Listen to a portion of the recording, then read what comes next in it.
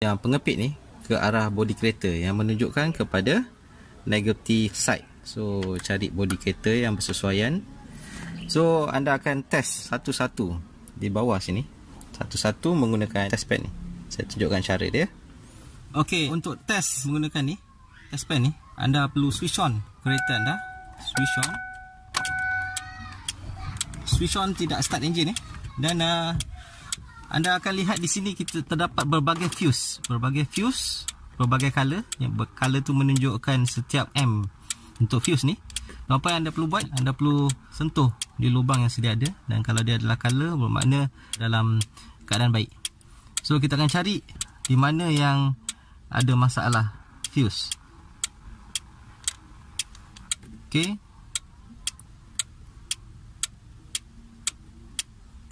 Okey, seperti anda lihat satu fuse saya dapat kesan di sini.